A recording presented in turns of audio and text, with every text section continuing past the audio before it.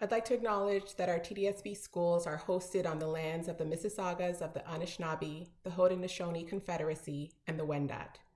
We also recognize the enduring presence of all First Nations, Métis, and the Inuit peoples. I also acknowledge that many of our guests and presenters here may be on different territory.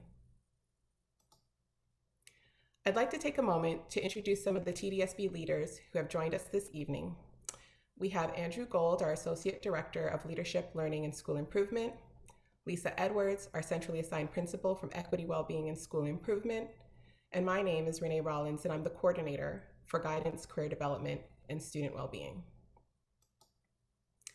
We're also very lucky to have a host of panelists here with us from the GTA colleges and universities, from OCAS, and from OYAB.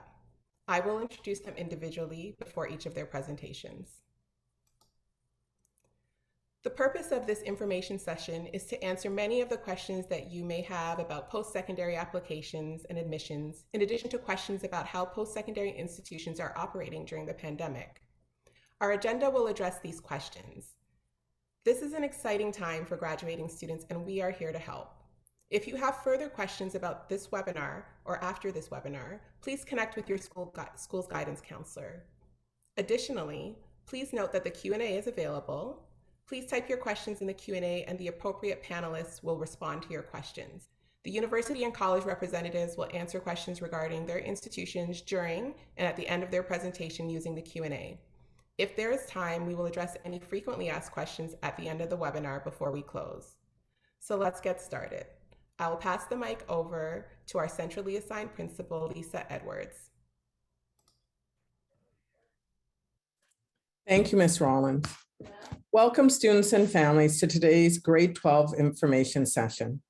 I would like to thank and welcome all panelists and their teams for coming tonight to share information about their pathway. We have panelists representing apprenticeship, colleges, and universities. So by listening tonight, you should leave here with more information than that you started with. As I turn the mic back to Ms. Rawlings, I would like to thank the Central Guidance team for putting this night together to support our students and families. Thank you and have a great night. I'll take a moment to share some graduation updates for 2021-2022 as we begin. Much like last year, the literacy requirement has been waived for the 2021-2022 graduates this year. Additionally, community involvement hours have been reduced from 40 to 20 hours this year, and students are encouraged to participate in virtual community involvement opportunities. The link to the Ontario government's graduation requirements site with the latest updates is available to you in the chat. On the screen are the grade collection dates when marks are transmitted to the college and university application centers. Students should review their accounts a few days after these dates to ensure that the courses and the marks that are listed in OCAS and OUAC are accurate. OCAS stands for the Ontario College Application Service, and OUAC stands for the Ontario University's Application Center. The application deadline for Ontario colleges is February 1st, and the application deadline for Ontario universities is January 13th. School guidance counselors will help students with the application processes. A representative from OUAC could not be here this evening, so she sent updates to be shared. High school students apply to university using the OUAC 101 application. The website takes you through the application process step by step. But here are a few updates to the application to support you in the process. To reduce the number of current high school students who mistakenly complete the 105 application, that's the application for students who are not in high school, this year, OUAC is asking some preliminary questions when students create their OUAC account in order to steer them onto the correct application, which is the 101 application. Students are now required to answer whether or not they are a current Ontario high school student and enter the city and name of their high school, as well as their last month of high school. They will then need to enter their access code to start the 101 application. If they don't have a PIN, they will be able to indicate this and then will be prompted to see their guidance counselor for their access codes. Students should wait until they receive their access codes before they create an OUAC account. Students, you will receive your access codes, also known as a PIN, from your school guidance counselor. To support you in the creation of an OUAC account, OUAC has a how-to video regarding how to create your OUAC account. That can help. When applying to university through OUAC, students do not need to provide information about the courses they took through the TDSB, such as e-learning, virtual school, night school, summer school, dual credit, SHISM. There's many. Please note that the document upload section of the 101 application is optional. It is not mandatory. And that all being said, students should be regularly monitoring their email for important updates from the OUAC and from their university choices throughout the cycle once the application is submitted. OUAC recommends that all students applying to university watch their how-to videos for important information and tips on applying. The 101 webpage is also a great resource for information about the application, and OU Info is a great resource for information about university programs. The Ontario Universities Fair is taking place on Tuesday, October 26th from 5 until 8 o'clock p.m. And Ontario University's Indigenous Student Resources provides information about supports and services for Indigenous students interested in or already attending an Ontario university. And for more information in general, visit www.ouac.on.ca. And now we will hear from Kelvin Lee, Learner Advisement Lead from OCAS with Ontario College Application Updates. Hello, so just let me get my screen shared.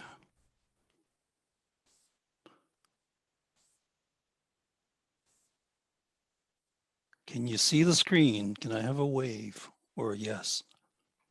Yes. Okay, so the cycle just opened for next intake in the fall 2022. The timing is right, but you still have lots of time to apply to the college system. We always have to remind students that there's one fee, $95, and up to 5 program choices, no more than 3 at any one college. So Centennial, George Brown, Humber, and Seneca are here tonight. So you're going to hear from 4 of the big name colleges in the system. What's new for this year is the first date that the colleges can release offers is November 1st. So that only pertains to programs that are not oversubscribed, in demand, more to the programs that have a wide intake or a large intake, so students can hear as early as November 1st. You have to keep in mind that the entire college system and the university system, every school is famous for something. So those highly competitive programs, you have until February 1st to apply. If you apply after February 1st, you might be in trouble. But February 1st is a key date. So always remember, every school is known for certain programs. Check the calendar, talk to the recruiters, and check the websites. It'll note all that information. Other than that, we have lots of time for the college cycle. You're going to hear lots from the 4 colleges here today. I'm sure you're going to hear from the rest of the 20 colleges in the college system. Lots of updates from me in the chat, and that's about it from the OCAS end.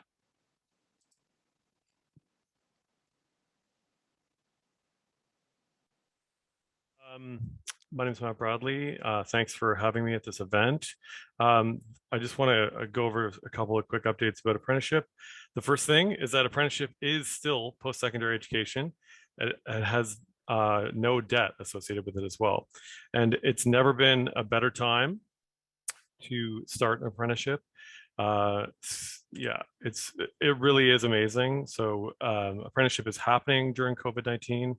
And the opportunities really have never been better. And that's because there's been an incredible surge in demand for apprentices because of mass retirements. Another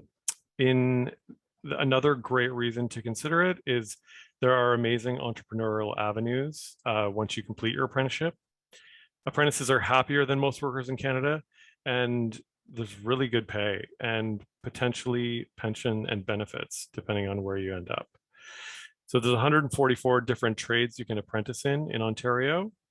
And I'm going to encourage you many times to visit our website because there's, I did a 2.5-hour presentation about this today. So this is very short, 5 minutes. So you can see the list of the apprenticeable trades on our website. But what is an apprenticeship? Because it's not really talked about in schools as often as maybe it should be. And it's learning through hands-on experience with an expert journey person that is current with industry standards. And this is just kind of what it looks like to do an apprenticeship. You work and you're working with a skilled tradesperson. It's a one-on-one relationship and you're getting paid, which is different than college and university. And then you go to a training delivery agent, which is sometimes a college, sometimes it's a union. There are other ones as well, for a small block of time, 8 weeks typically.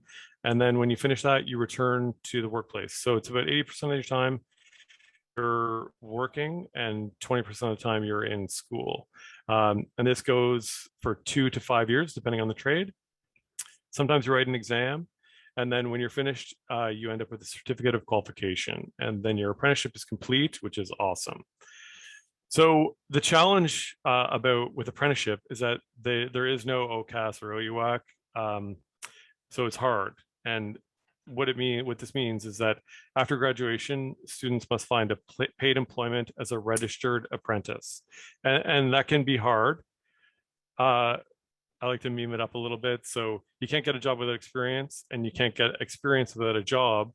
And so this is the OEAP opportunity, because the average age of an apprentice is 28 years old, but we have students starting apprenticeship in high school, starting as early as grade 11. And many of our programs, the students are hired right out of high school and continuing on their apprenticeship fully complete in as short as 2 years after they graduate. We have an amazing array of choices for you in the TDSB. I'll go very quickly here. So we've got regular OEAP, which is just doing a co-op at your school and you're starting an apprenticeship. You can be either sort of testing it out or you can be really serious. We've got the specialized OEAP, and that's offered at like a couple of schools, and they combine tech ed and co-op into like a really powerful experience that has a really high hiring rate. The accelerated OEAP is where the students go to college or a union to get their level 1. And then the STEP to Construction program is unique to the TDSB. It's sort of and the STEP to Transportation as well. They're sort of breadth experiences where you get to try out lots of different trades in a sector. And the PACE program is where you're working in the TDSB with one of the skilled maintenance workers.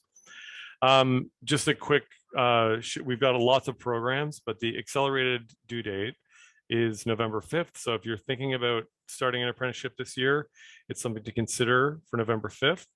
If you want more information about apprenticeship, I would encourage you to look at our website, oyaptdsb.com. You can follow us on Twitter and Instagram at TDSB And if you have questions, obviously I'm going to stick around in the chat, but we are also doing office hours for teachers, students, and parents. They're every Friday and Monday, 11:30 to 12:30, and Wednesdays 3 to 4. You can get the links for the Zoom on oyaptdsb/events. And yeah, thanks for joining, letting me present, and I look forward to answering your questions in the Q&A. Thank you, Matt. We appreciate that. So next up is Aaron Schoenmacher from the recruitment officer from Centennial College.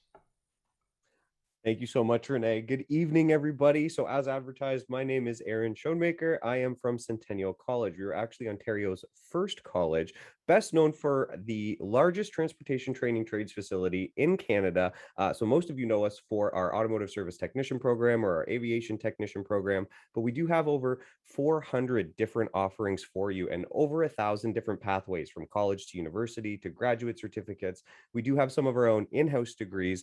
But for all of that information, I'm going to provide you with some direction to some of the webinars that we do offer later on. But tonight, we're going to focus mainly on some of the questions that Renee had sent along. So specifically about things like admission criteria. So I just want to give everybody an update that Centennial has not changed their admission criteria at all due to COVID. So if you want to find out what you need for your program, it's going to be your Ontario Secondary School Diploma. Every program that we offer does require college level English. We will accept university level English as well, but all of those details can be found on each one of the program pages. And depending on which program, there might be some more expansive requirements or supplementary requirements, but we haven't really made any adjustments to how we are admitting students into our program due to COVID. So another one of the questions was, are we making any adjustments with regards to anybody who did poorly in grade 11 due to online learning and things of that nature? And that being said, no, unfortunately, we haven't made any accommodations that way. But what I can say is we don't penalize people for retaking courses. So if you do need to take a course in night school or summer school or anything along those lines, you will not suffer at all. We will actually just take the highest average. So for anybody who hasn't had a midterm submitted yet or anything along those lines, we will go back to your grade 11 grades to provide a conditional offer of admission until your final grades have been released. The conditional offer of admission, and I'm sure all the other colleges can kind of echo the same thing, is essentially a placeholder with the averages that you do have currently. And then it's almost like a promise that you're going to achieve that grade or higher upon completion of school and after obtaining your diploma. So the next topic that I want to cover is course delivery. So with over 400 different programs, it's kind of a loaded question as to how we're delivering our courses. And it's a bit of a mixed bag. It really does depend on what program you're interested in. So as you can see on the screen, we have a full list for this fall of how each one of our programs is going to be delivered. Some are going to be online, some are going to be synchronous or asynchronous, and then some are actually going to be a hybrid model. And those ones are going to be related to the programs that require lab time. So if you have to be in a lab to actually complete your program, we are going to allow you to come on campus following all the different COVID guidelines that have been set out by the ministry.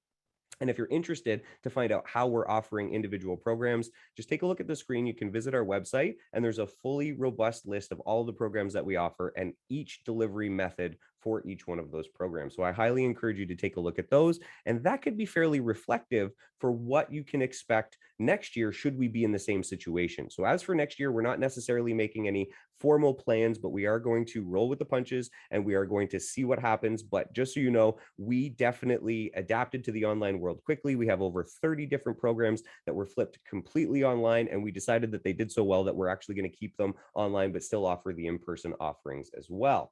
If you are interested in Centennial College, I highly recommend you check out our website. We do have webinars every Wednesday for general information on Centennial. We also offer how to apply information. We offer transportation webinars. So if you are interested in becoming an automotive service technician or an aviation technician and take advantage of some of the amazing facilities that we have, like our Downsview campus, $78 million facility dedicated to aviation, engineering, and technician programs. Highly recommend you jump in on one of our webinars and you can get some more information where we can spend a little bit more time with you. If you can't meet one of our webinars, I highly recommend that you check out our virtual open house. So that's Sunday, November 21st from 10 a.m. to 12 p.m. at centennialcollege.ca/open house. We'll have live sessions, pre-recorded sessions, and a number of other opportunities for you to connect with recruiters like myself and different faculty members. And for those of you who can't make it to any of those, feel free to connect with us on our social media. I highly recommend our YouTube page. It's got lots of amazing content where you can actually get a snapshot of all of the different amazing lab spaces that we have. And you can find links to our virtual tours. And we will definitely be posting on our Facebook and our Twitter and our Instagram to let everyone know when we are doing in-person tours again. And that pretty much wraps it up for Centennial College. Like everybody else, I will be in the chat afterwards, looking forward to answering some of your questions. Thank you, Aaron. Up next, we have Suin Uth and Erica Danziger from Ryerson University. Good evening, everyone. I'm here with my colleagues to share more information about our university.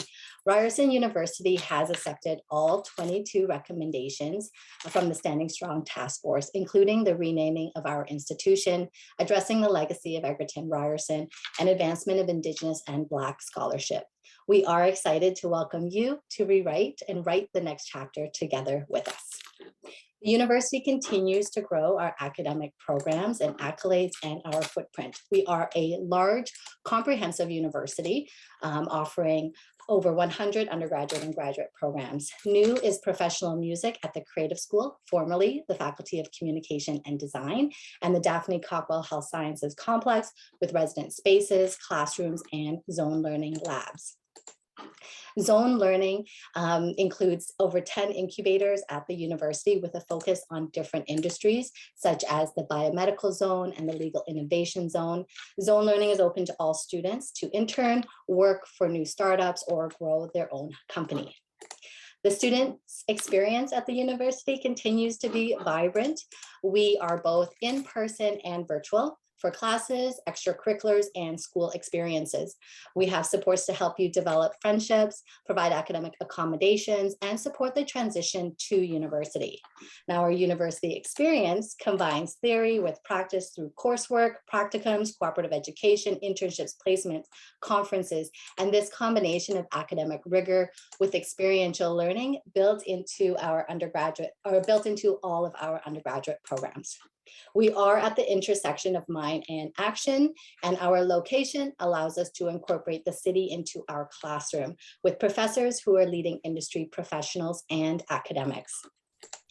We offer unique, professional, and award-winning programs across 6 undergraduate faculties.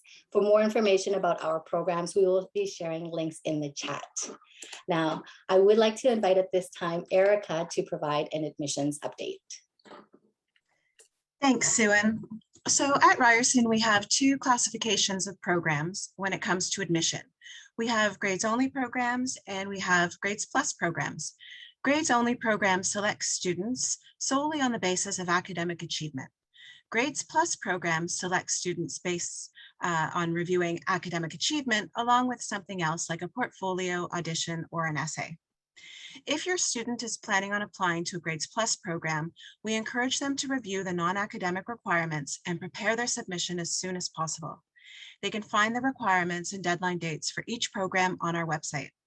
In most cases, applicants are required to upload their non-academic materials via our Choose Ryerson applicant portal. More information about this can be found on our website. Admission requirements for all of our programs include 6 grade 12 U or M courses, plus the program-specific subject prerequisites. Unlike other institutions, we do not include prerequisites in the calculation of overall averages. So, for example, if a student takes 7 or more courses, we will calculate an overall average using the top 6 grades, and we will look separately at the results in each of the prerequisites. Conditional offers of admission may be released as early as December based on exceptionally high grade 11 results.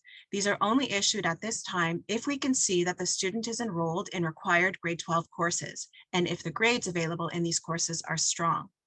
It's important to note here that there is plenty of space available for students who may have performed poorly in grade 11, and this will have no bearing on their application and students will not be denied.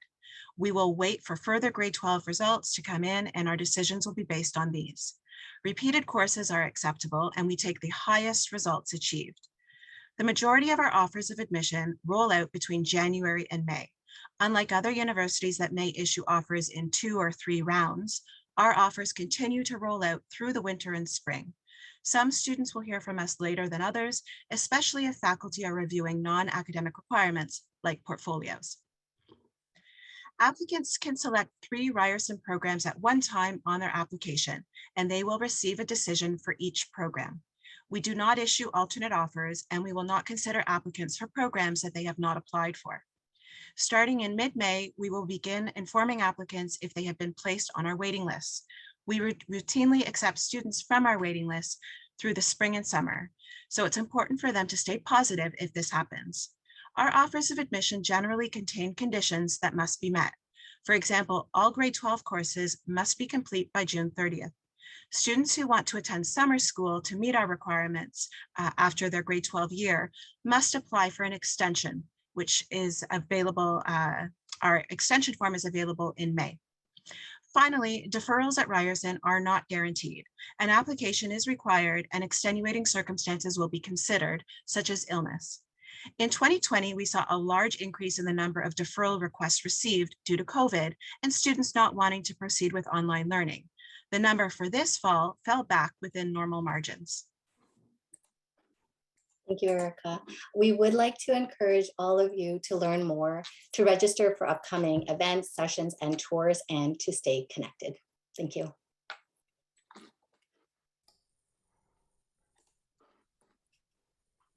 Thank you. Up next, we have Liz Henriquez from George Brown College.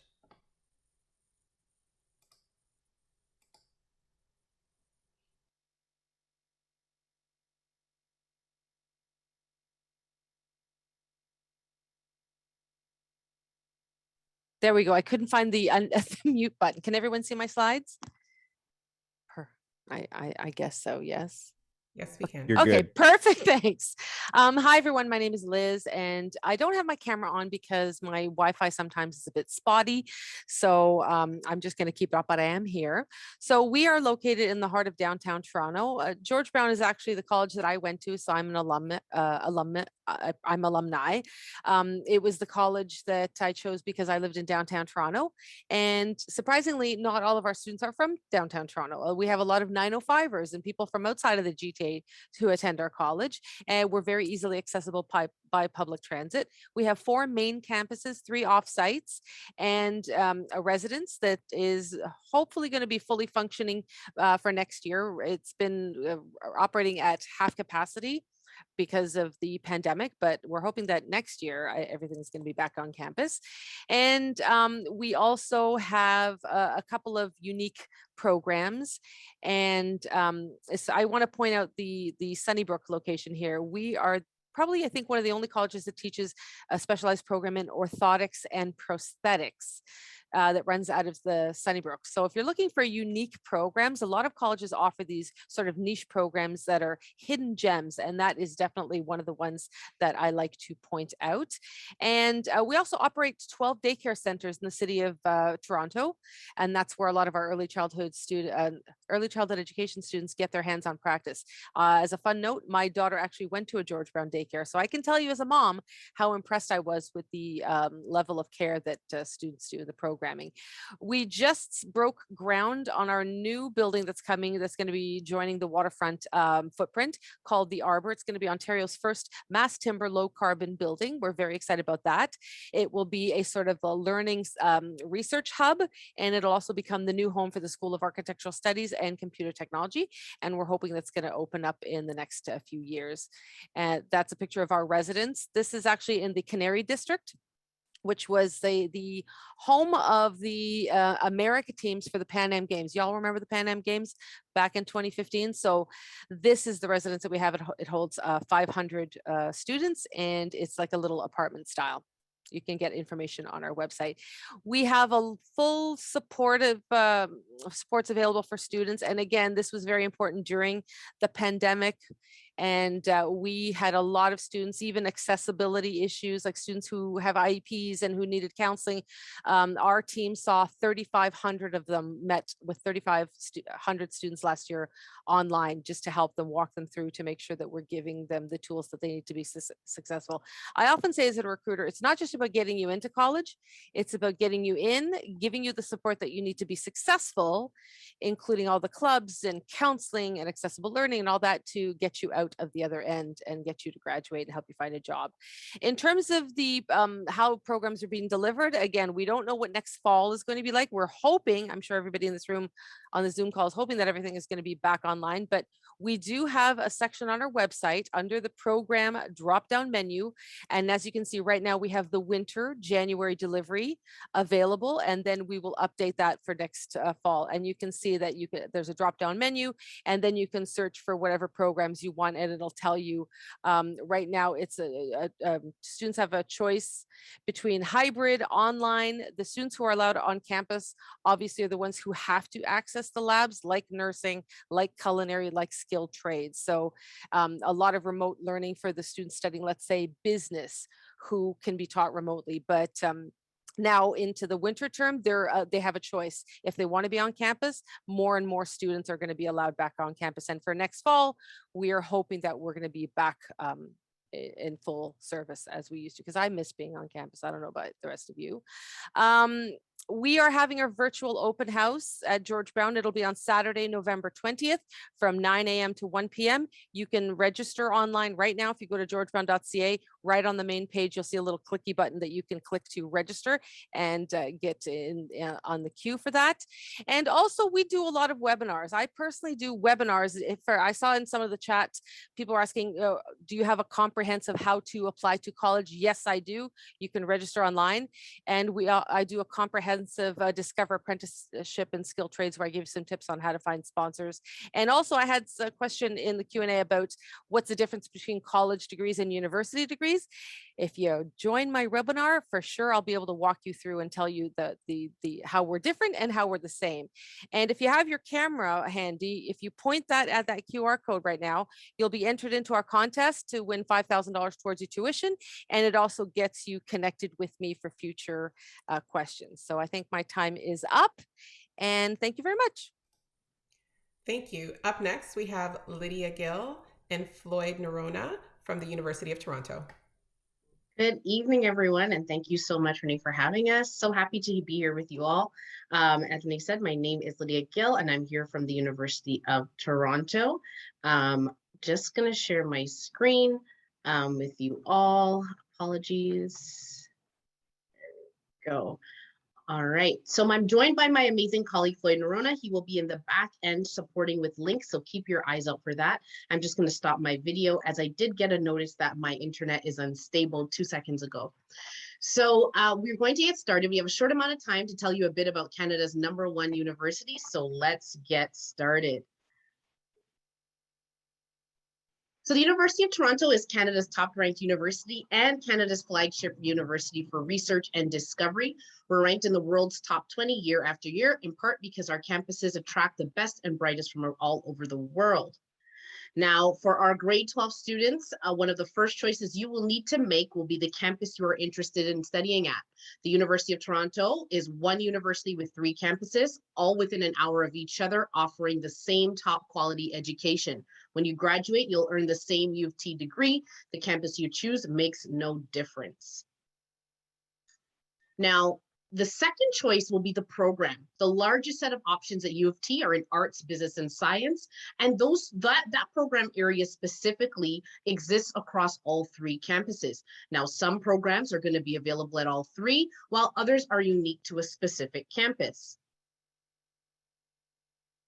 Now, let's return to the St. George campus, where you will find 4 additional learning communities, such as the Faculty of Applied Science and Engineering, Daniel's Architecture, Landscape and Design, the Faculty of Kinesiology and Physical Education, and the Faculty of Music. These are all in addition to the largest faculty at U of T, which is the Faculty of Arts and Science at the St. George campus. Now, it's vital to us that every U of T student has not just a home base, but a team to support you and cheer you on. Each of our campuses is home to a wide range of student supports, and our students take full advantage of these services, so much so that 91% of our first-year students move on to second year, a higher rate than the provincial average for retention. So let's jump right into some of the questions that your guidance counselors have shared with us. So our first question is, what criteria are we using this year to give students offers of admission? While I can't cover the admission requirements for every program in the short time we have, I really encourage you to have a look at our online resources where you'll find all the answers and easy ways to connect with us. And Floyd would have shared some of those links in the chat. In short, we are looking for a completed Ontario Secondary School Diploma with 6 grade 12 UM subjects, including English 4U. MCV 4U will be used as a prerequisite for programs that need calculus. Now, our conditional offers are going to be made based on your grade 11 finals and your grade 12 marks, both finals and midterms. Now, I want you to take a picture of this. If you're thinking of applying to the University of Toronto, please keep in mind that this is kind of what your grade 12 timeline will look like. We're really at the far left of the screen right now, but take a picture of this because this is what your grade 12 year will look like. I do want to flag for everyone that our offers of admission will start to go out as early as December, and that will happen on a monthly basis right through until May. Now, our next question was, what happens to students who did poorly in grade 11 due to COVID-19? What avenues can they take to still be a competitive applicant this year? Now, we recognize that the last academic year has been challenging for many students, both locally and internationally. However, COVID-19 has impacted students across the board, so our admissions processes have not changed from what I have shared on the previous slide. If outside of COVID-19, you've had other extenuating circumstances, or I should say impacts on your education outside of the COVID-19 pandemic, you are welcome to submit the special consideration form where you can speak to some of those extenuating circumstances there. So for example, should they have maybe been financial issues, other health issues, and so on and so forth. And of course, if you are still concerned, please do reach out to us and we will have a conversation with you. I believe Floyd would have shared the link in the chat where you can schedule one-on-ones with us, and I'll have Floyd pop that into the chat for all of you right now. And the last question that we were asked to answer was, what do our classes look like this year for first year students, and what are the plans for next year? Currently, it's a mix. Students are living on campus, attending labs and going to class, of course, with public health measures in place. Some faculties are entirely online, while others are hybrid and in person. It really does depend on the program you are studying. As for next fall, the university is consistently pushing towards having a full, safe return to campus. However, the changing nature of the COVID-19 pandemic your faculty will update you closer to the start of the academic year. Please visit the U Together page to see all of the measures and ways in which the UT community has come together to make our campuses safe and vibrant spaces. Now, I can't let you all go without giving you a quick reminder that we have one of the largest scholarship banks in Canada. So no matter what program you're applying to, all applicants will automatically be considered for merit-based awards. In addition to that, our Canadian applicants also will get access to the awards profile on your Join U of T portal after you've applied, and you'll be able to submit that for any additional scholarships that you may be eligible for. Lastly, I want to flag our largest scholarship, which is our national scholarship. That's a full ride to the university. That's normally due in the next few weeks, third week of October. And Floyd will post the link in the chat for you if you're interested in that. And the Awards Explorer link is a great way to see all of the scholarships that are available at U of T. That is our database for all of our scholarships at the undergraduate and at the graduate level. Now, please mark your calendars. Our week-long virtual Fall Campus Week is coming up Saturday, October 23rd through to Saturday, October 30th. Also on November 27th is Applying 101. For all of our Ontario high school applicants, we will walk you through the OUAC 101 application and the specifics for U of T applicants, along with our supplementary application. So giving you a really good overview of what you should be prepared for throughout both Fall Campus Week and Applying 101. All of that is available on Discover U of T or discover.utoronto.ca. So thanks again for your time. And we do want to encourage you to complete the link that Floyd has put in the chat, where you will be able to register for our upcoming events. Thanks again. Take care. Up next, we have Dwayne Bino from Humber College. All right, thank you. My name is Dwayne. I'm a student recruitment officer at Humber. I'm just going to share my screen. Just give me a moment.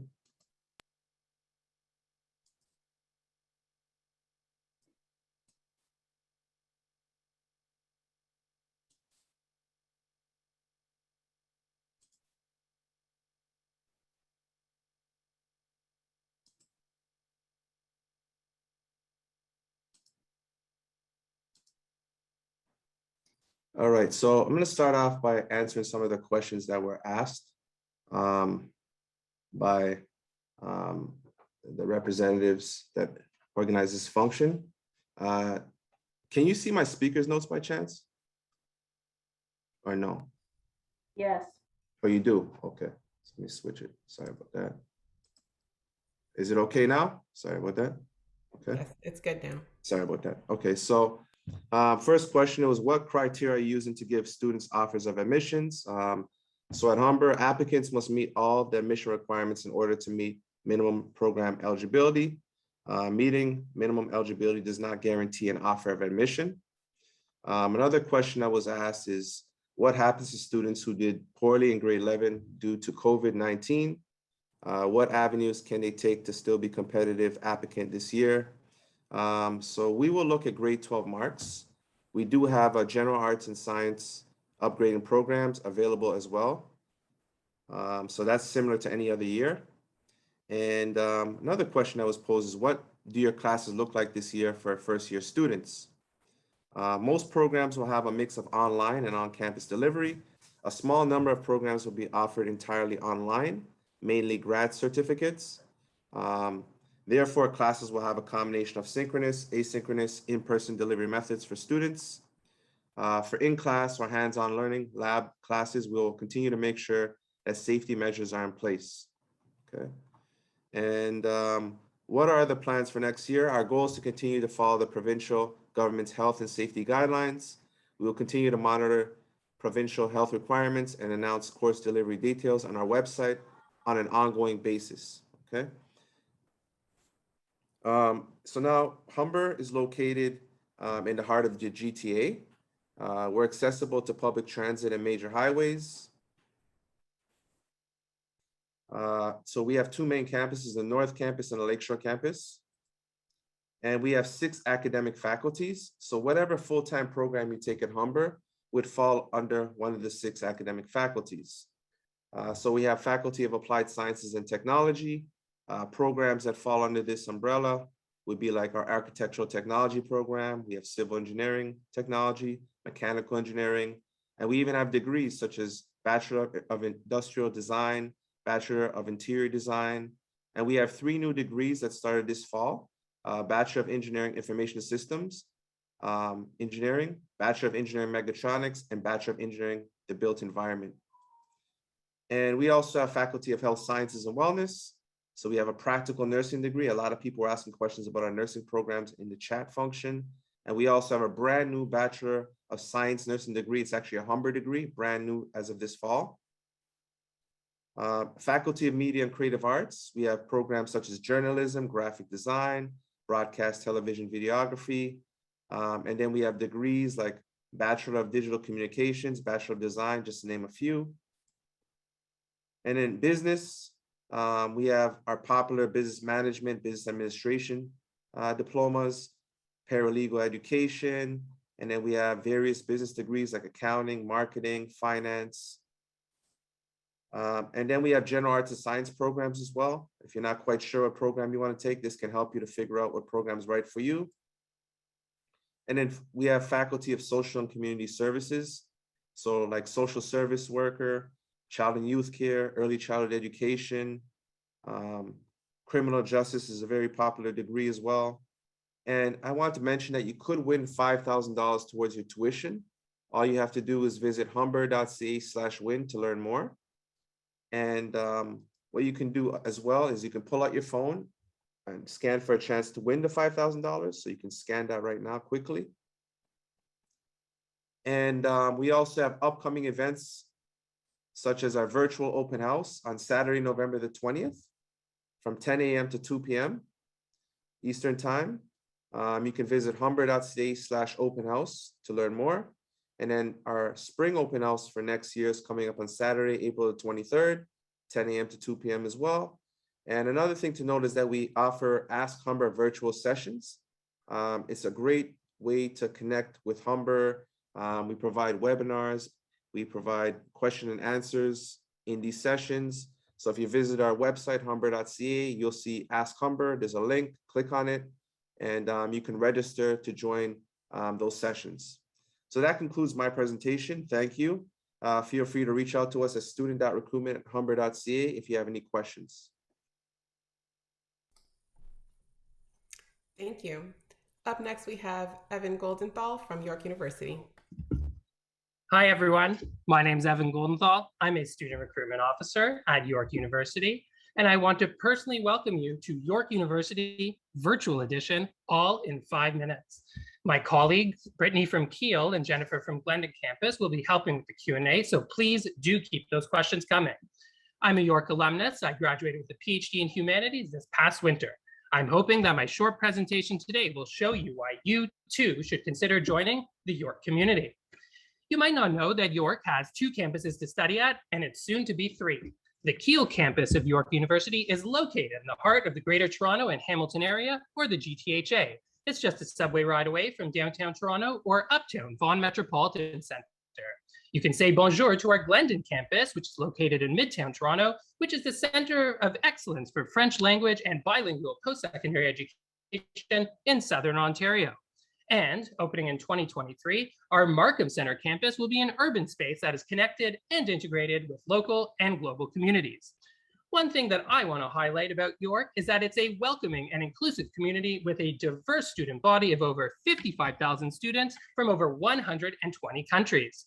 We promote equity, diversity, and inclusion, making the York University community a rich, dynamic, and rewarding place to study, work, and learn.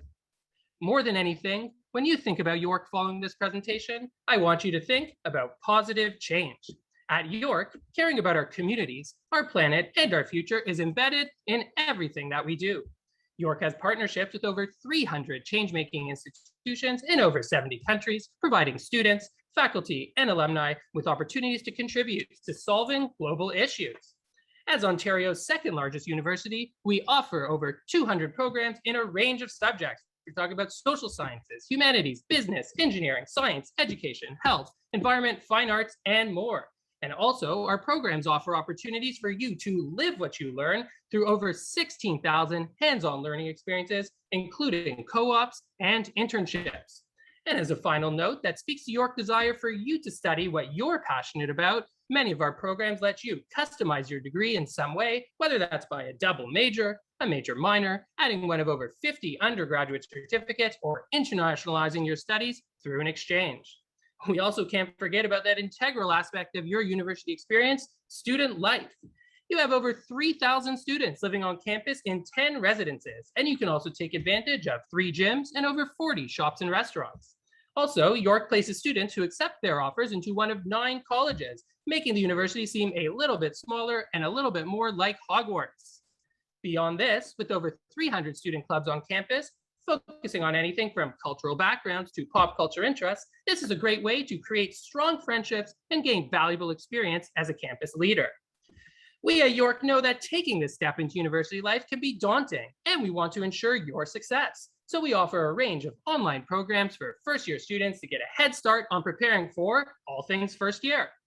Helping students obviously extends beyond first year, and our Center for Student Counseling, Health, and Wellbeing, our academic and financial advisors, our Career Education and Development Center, as well as the University Writing Center are devoted to offering services that promote student well-being and ensure student success at all times.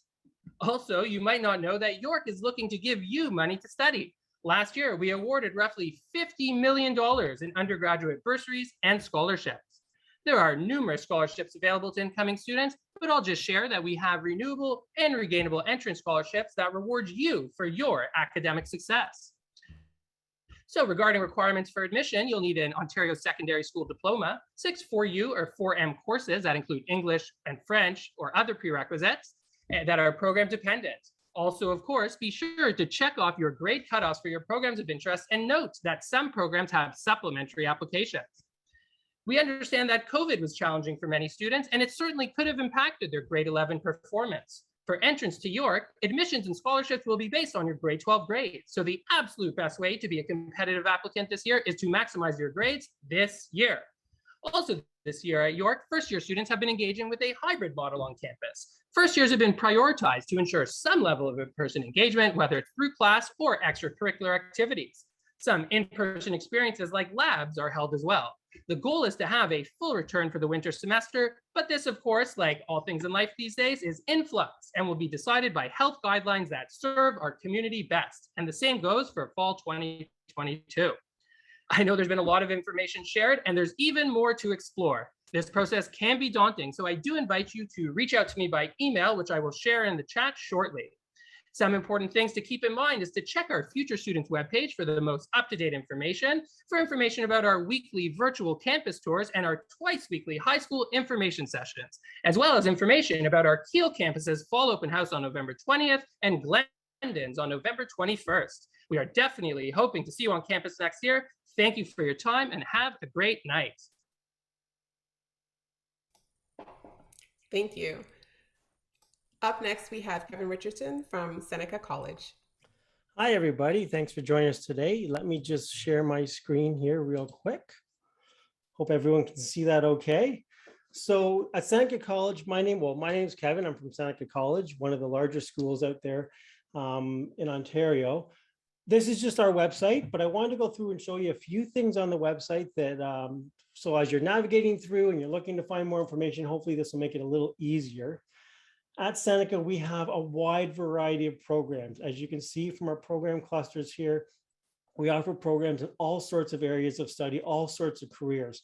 So there are so many options and choices out there for you as a student at Seneca College. I'm going to jump into our business just to give you a quick idea. And I want to show you, I know we've had a lot of questions asking about admission requirements, what kind of marks are you going to be looking at for your various programs? Are grade 11 marks going to come into play, that sort of thing. So I just wanted to show you any of our program pages, you'll always be able to find our admission requirements for that program. And it will come up there on the page, whatever those admission requirements are. I want you to know for our admissions process at Seneca, as marks are submitted to us from your high schools when you've applied to our college, we will look at the marks we've received. So obviously we will have your grade 11 marks, but we will probably have some of your grade 12 marks as well. And so we will offer admissions based on the current marks we've received. And then we will get the rest of your marks as you move forward. So I don't want you to worry too much about your 9 and 10s. It's the 11 and 12s that will be looked at. But more so we try to look at the grade 12 marks as much as we can. Also at Seneca College, one of the great advantages with Seneca is our pathway opportunities.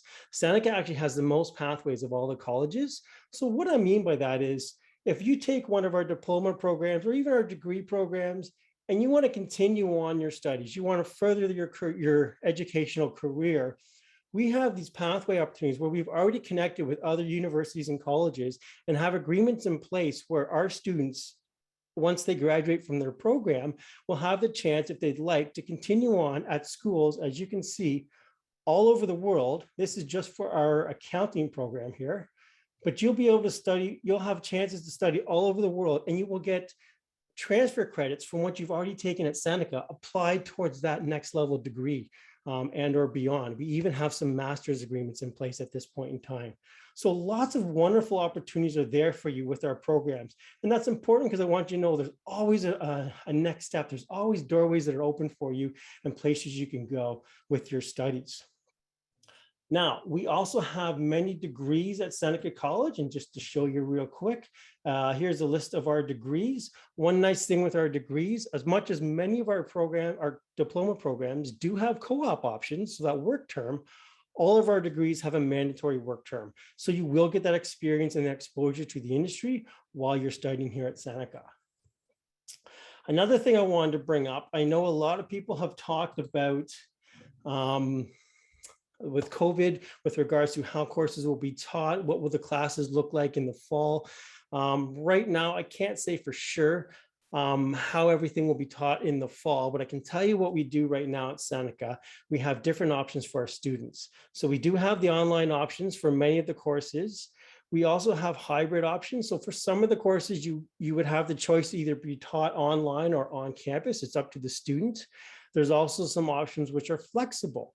So the classes are broadcast live and the student can decide if they want to come on campus for that class or if they just want to tune into it from their home. And then we do have online, hybrid, flexible, and I'm forgetting the other one, I apologize. But the idea is the students, we've created as many options as possible for students to really pick and choose how they want to be taught. And of course, safety is always the main priority. We have already had students back on campus since May of 2020, and we've slowly increased the number of students back on campus, especially focusing on the lab programs where the students have to be in that lab environment to really learn and experience what it is that they need to know to move into that career of what we're teaching them. And then we do have an open house coming up at Seneca, October 16th from 8 to 1 p.m. So that is right around the corner next week. And this is a great chance to come out, say hello, and actually talk to our faculty from all of our programs, all of our support staff, and really learn more about Seneca and all of our programs. So I really hope to see all of you at the open house. Thank you so much for tuning in tonight. I know we've loved it and all these wonderful questions, and have a great night, everybody. Thank you, Kevin. And thank you everyone for all of those presentations. I know that we have been answering a lot of questions in the Q&A. There's been a lot of questions, a lot of repeated questions. So I thought I'd take a moment to answer some of the frequently asked questions.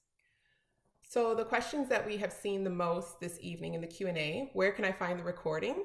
I believe it'll be available in 2 places. It'll be on the TDSB guidance site. Currently, if you go there, the recording from last year is linked, and we will have the recording from this year linked by next week. And also it will be available on the PCEO YouTube channel. Another question that we were asked often was, when will I get my OUAC pin? You will receive your OUAC pin from your school guidance counselor, and we usually receive them in the schools in November. You do need your OUAC pin to apply to Ontario universities. The other question was with regards to cost, the cost to apply to university and college. For college, it's $95 for up to 5 program choices. And for university, it's $150 for 3 choices and $50 for every additional choice. Okay, so I think that answers a lot of the frequently asked questions. I will encourage you, please, if you have any additional questions that were not answered today, your first stop is your school guidance counselor. The guidance counselors in your schools are there to help you with this post-secondary transition process. And of course, if you have any questions that are specific to the university or college that you'd like to attend, please reach out to the university or college by connecting with their website, attending their virtual events, or any in-person event that they may have, and they'll be able to give you some direct information. As I mentioned to you before, there's the Ontario Universities Fair that's coming up later in October. That's also a great opportunity for you to get some resources as well. I'd like to just thank all of our presenters for all of your presentations this evening. I'm going to pass it over to our Associate Director, Andrew Gold, who will bring a closing for this event. Thanks, Renee, and good evening, everyone. I'm glad that I was able to hop on for a good chunk of the last part of the presentation. A year ago, when we were talking about how we would support our grade 12 students with this very important part of the final year of high school in terms of getting ready for what comes next, the pandemic caused us to have to get really creative and look at how we've done things. And I'm so pleased that even though we're in a different place with respect to the pandemic, some of our learnings from last year has enabled us to provide support and service in this very large system in very different ways. That our partners in the post-secondary world continue to join us in this venue, that staff who work hard all day in TDSB are here through the evening. And a special thank you to Renee, our guidance coordinator, and centrally assigned principal Lisa Edwards, for building on a model that was developed last year and making it even better. I hope that our students and their families have found this to be a valuable experience. The numbers attending tell us that this is something well needed. And I want our families and our students to know that our staff are all here to support you as you consider next steps in your educational journey. And we look forward to a year of success and planning together. Thank you for attending tonight. It's great to be here with all of you.